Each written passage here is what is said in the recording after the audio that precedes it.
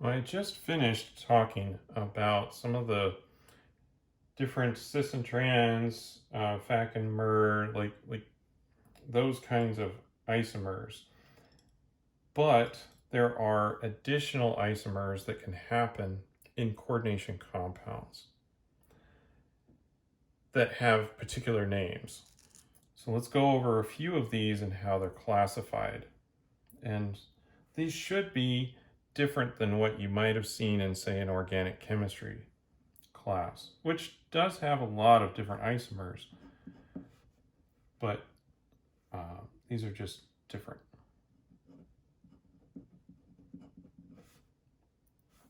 So we can actually have isomers based on hydrates. So what's an example of that? Well, let's look at something that has the formula chromium chloride. It's chromium 3 chloride with hexahydrate.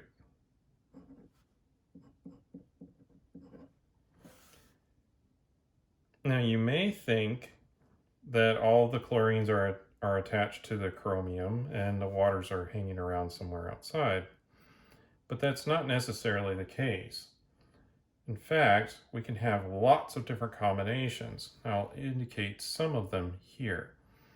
And a hydrate isomer is when it differs with where water is located.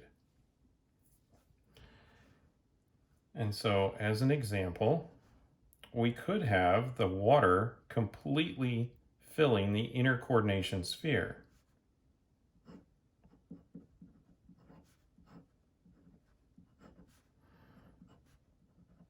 And we can have all of the chlorines as counter ions. They're not attached to the chromium, only the water is. And when this happens, you'll notice that this is a violet compound.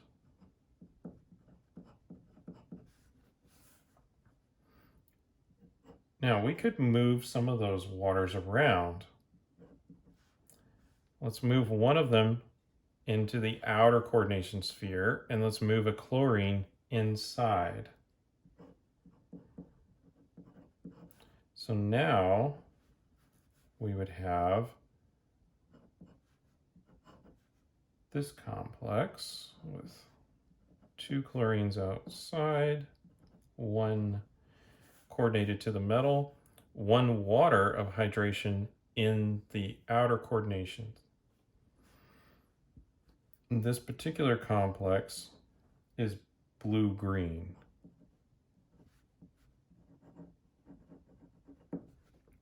So you can see a difference there. We have another example here too.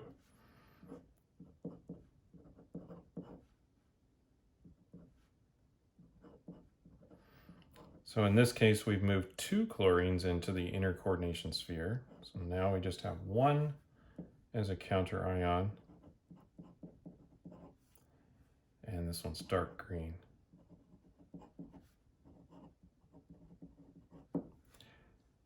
Now there is another way to determine the difference between these, and it's not really taking advantage of where the water is located, it's more taking advantage of where the chlorine's located.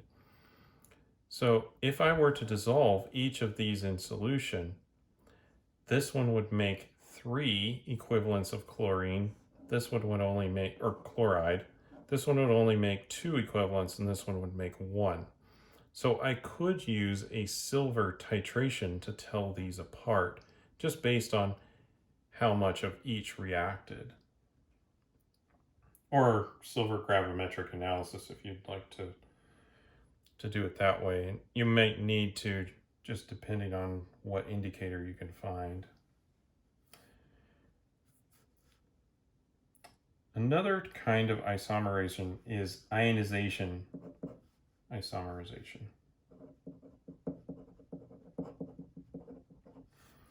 Now, you could see some overlap here because there's a different amount of ions that's being formed with the hydrate isomerism, but it must include water in an exchange here.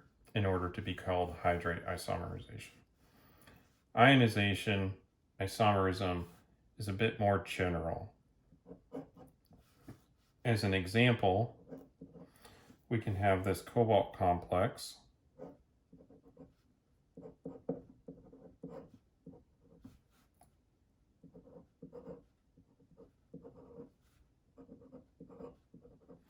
So here we have some amine ligands and a sulfate ion that is inside the inner coordination sphere, and we have a nitrate anion that's outside of the coordination sphere. And we can compare that with an isomer, an ionization isomer.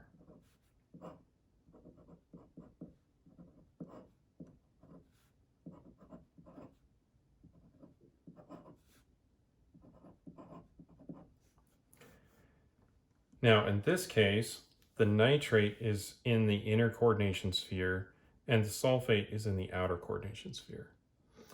Now, an excellent way to tell these two apart would be to add a small amount of barium chloride. And if you formed a white precipitate, that would indicate that the sulfate is in the counter ion or not directly attached to the cobalt, and it's free to react with that barium and precipitate. Over here, we would expect no precipitate if you add a small amount of barium.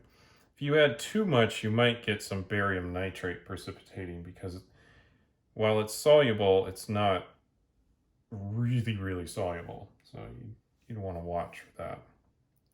But sometimes you can tell the difference between the ionization isomers just by carefully selecting something to precipitate one of the counter ions that we'd see. Next is coordination isomerism.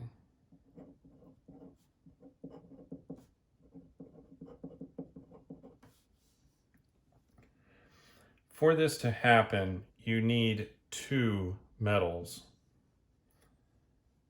So we could have a complex that would appear to contain like platinum with two amines and two chlorines on it. So overall, the formula would be this.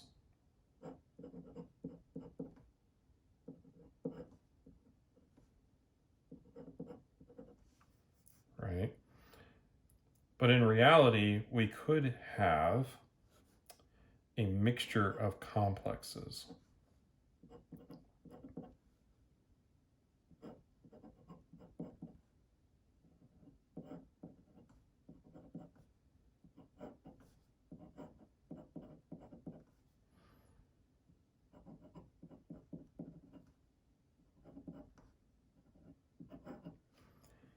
So if we had this, we have the same proportion. We have an average of two amines between these two, and we have an average of two chlorines between these two.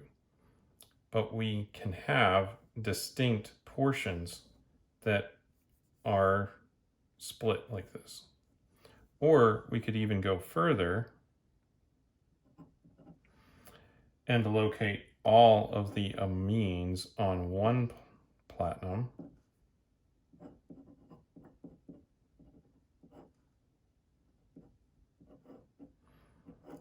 and have an associated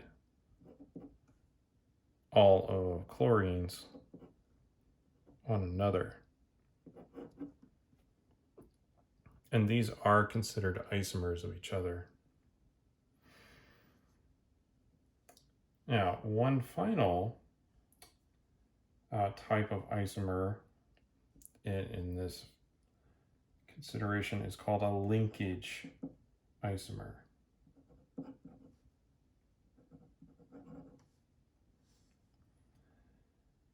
So a couple of examples of this are the thiocyanate anion and the nitrite anion.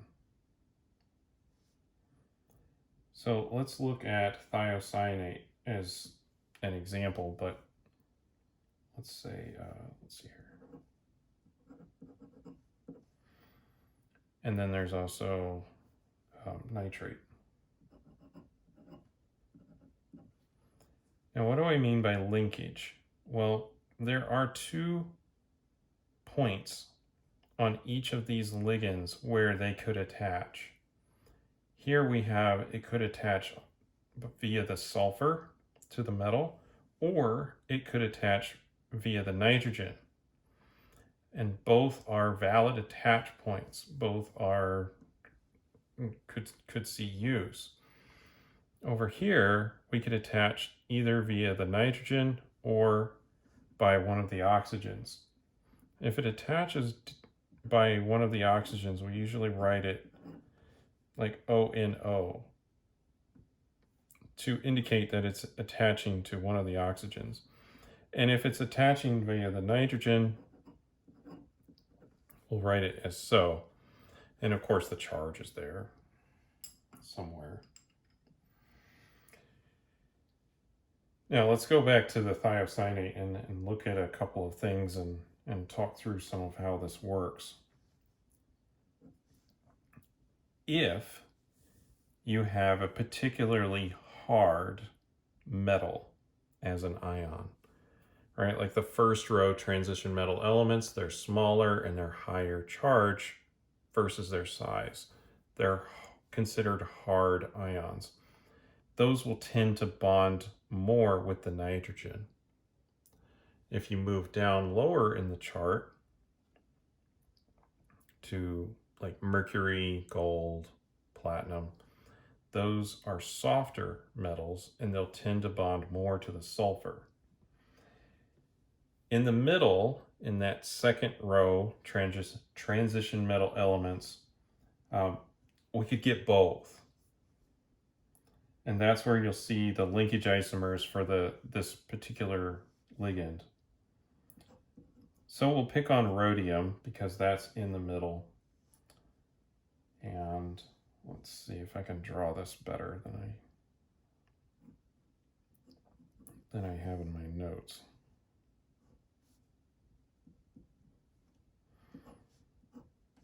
There we go. Stick some phosphine ligands on here.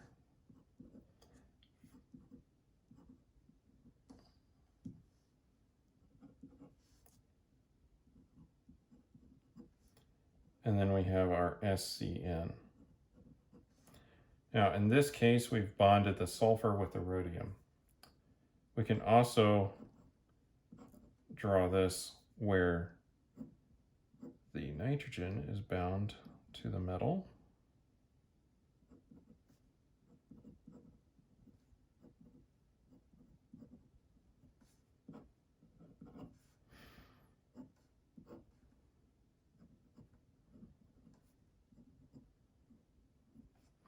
Like so, and these would be linkage isomers of each other. Now, what would cause one form to be favored over another? Well, in this case, the hard and soft character of the metal is kind of in the middle, so it's not necessarily going to favor one over the other in a very large way. So there might be something else that we could do. So you'll notice that in this case, the nitrogen is facing out, right? It will be interacting with the solvent. And in this case, we'll have sulfur interacting with the solvent.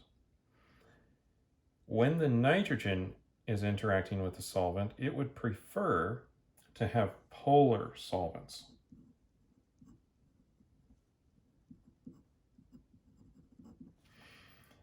And when the sulfur is interacting, it would prefer nonpolar solvents.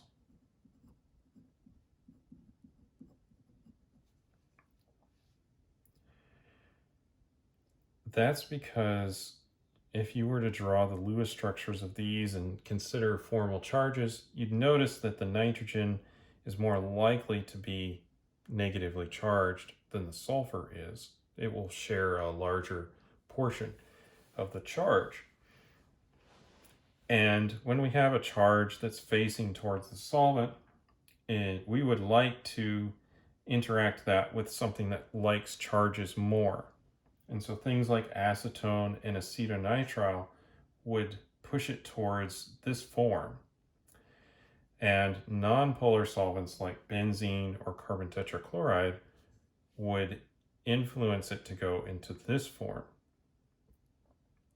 And a lot of these reactions can take place just within the molecule, so that they can just kind of turn around, especially in the nitrite versions. This will really not leave the molecule, it'll do it intramolecularly. So, quick transition from one isomer into the other, just based on what would be best to face the outside solvent, or what would be best to interact with the metal. Another thing that could influence the linkage isomer would be oxidation state of the metal. If we were to increase the oxidation state of the metal, it would be more likely that the nitrogen would interact with it because it's increasing the ionic character of these bonds. If we were to decrease the oxidation state of the metal, it would be more likely that the sulfur would interact with it for the same but opposite reason. So this is a little more about particular named isomers that can happen in coordination complexes. We have hydrate isomers where there's a different amount of water attached directly to the metal. We have ionization isomers where there's a different ion directly attached, but they have the same overall formula. Coordination isomers where averaging out, we have the same formula, but they are split into two different distinct isomer groups. And this can be proven with spectroscopy that it exists in this form, and it's not just only something like cisplatin. And then we have linkage isomers.